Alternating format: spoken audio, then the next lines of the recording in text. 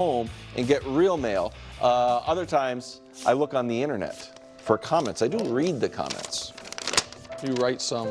I don't, but Gianna has got me a Kevin Wild some sort of thing so I can comment on things. Oh, that's nice. I haven't done it yet.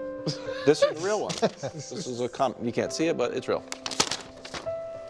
Does Brew ever come back to his previous week's Bud list and see how they did? See, that's a real letter. Brew, thought that was a savvy question, and also talks about the meeting because we were like, who's on the Bud list? And you started to talk about Bud list alumni and things like that. Yeah. So do you ever go back and review the efficiency of the Bud list? Well, I've talked about Aaron Rodgers, who just, I tried to motivate him the last 2 weeks. And he's always going back grinding. Just grinding footage. You caught me doing that? Where is that guy anyway? It's right there on the computer screen. All right, here we go. At number 3, Sam Darnold. Sam Darnold and the Vikings visit the Lions this week. Sam's coming off his worst game. It's been a great season, the season that none of us saw coming from him. He saved them. He wasn't even supposed to start this year. J.J. McCarthy gets hurt, and look at what he's doing. But last game, 45% completions, 0 touchdowns, 1 pick, 50.3 passer rating. That was against the Jets. So everybody has been waiting for Darnold to turn into a pumpkin. Mm-hmm. The question is, has it already began? Like, was last week the beginning? So he's got to come out and show us, no, it is not. And I'm going to be honest, about 95% of the people out there think you're going to turn back into a pumpkin, but I'm open-minded, all right? I'm actually giving you a shot. I get it, 6 years of bad football will have people thinking, a pumpkin watch. But I'm going to be open-minded.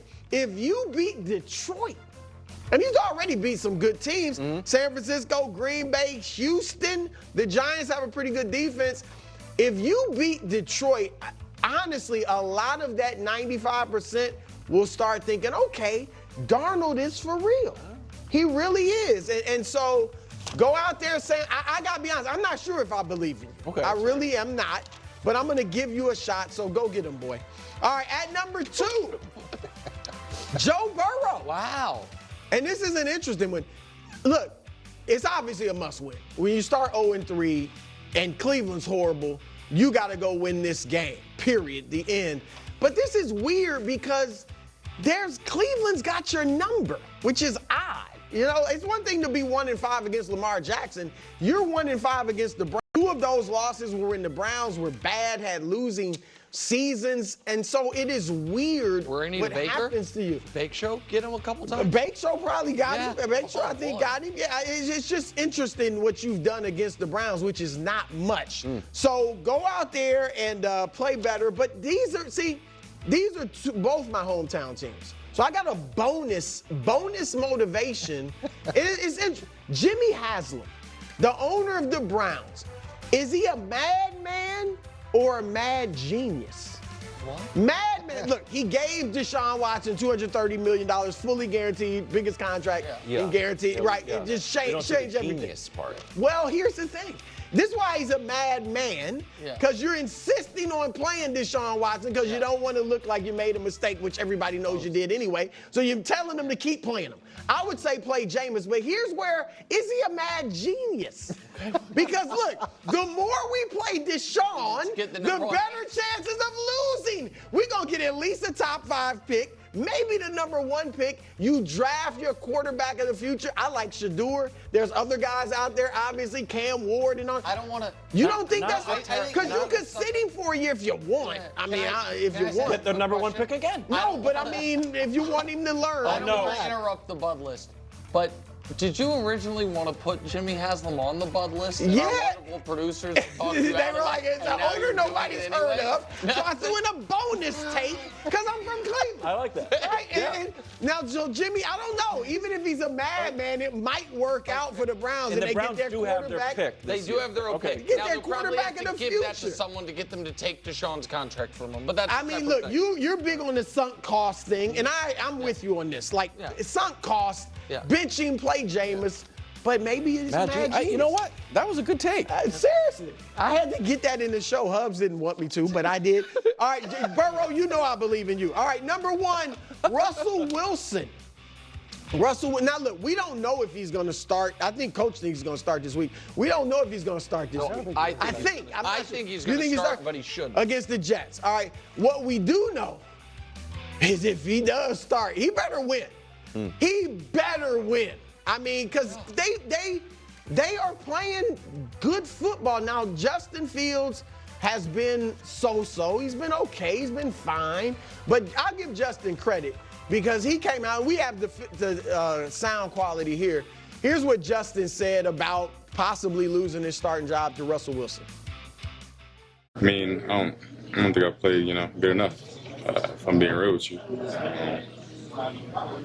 If I'm being real with myself, I think if I did play well enough, I don't think there would be any sort of who should be playing, who should not. So at the end of the day, we got a few wins. Of course, I'm glad about that, but there's areas that I could be better at, and I'm just gonna continue to work on those and continue to get better.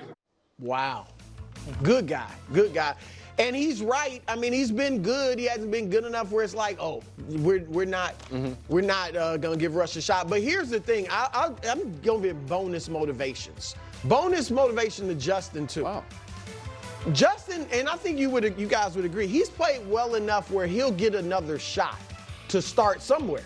Whether it's Pittsburgh in a few weeks. He might, but seriously, like even if he does, let's say Russ plays well and he never gets it back, he will get a shot to start somewhere else. And it might be Pittsburgh, Nick. You might be right, but so he just has to stay, keep your mind right, keep working hard, and you'll be fine. But Russ, you got to win because they are playing good football. They've beaten Atlanta, the Chargers, some good football teams with Justin playing quarterback. So if they make this switch, you better make it pay off for the Steelers. So, and Russell, I do believe in you. Yeah, you're a Russell Wilson. I think you can play better than Justin was playing. Great Bud list. I think Coach, yeah, this is like a segment reset for me. I get a cup of coffee after the Bud list. It's like I'm rejuvenated again. Thank you throw in the bonus take on Haslam. He announced that he's going to move the stadium. He doesn't want to be in the one they've been in since 1946. They're going to build a dome stadium out by Bria. And the depth of your tastes are fantastic. Local Cleveland.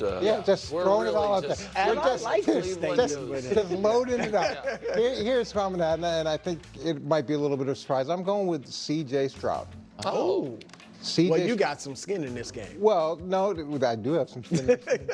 And I'll get to that, but it's also Nico Collins out, so that's a problem. In terms of sacks, about the same level it's been, but Laramie Tunsil's been penalized 12 times, so some of those sacks that should have happened just become holding penalties instead.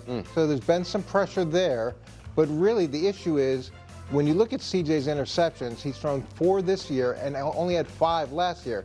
Now take a look at what Green Bay's been doing. If we can pull up the graphic, last season they had 18 total takeaways. This year already they have 17 takeaways, which is number 1 in the league, and that's going to be a huge challenge for CJ. And here's the other part of this, is that when they beat Green Bay, assuming he plays well, and he is my MVP pick, so that's my skin in the game, so they beat Green Bay, Kansas City loses to San Francisco. Now suddenly the Arrowhead Invitational, it's not quite as Chiefs could never win certain. an AFC title game on the road. So it's important they have an opportunity to play each other later in the season, but he's got to win this big game, and he's got to overcome these. Not the turnovers are crazy, but they're high for him against a team that's very good at it. And as my MVP pick, I'm just giving you a little extra motivation. I like that. And he's facing J-Lo, so he's going to have to put Nobody, Brew, you have to stop that. Stop doing that. It's catching on. Where? I haven't seen it written outside of Jordan from the block, billboard. baby. Coach, don't encourage.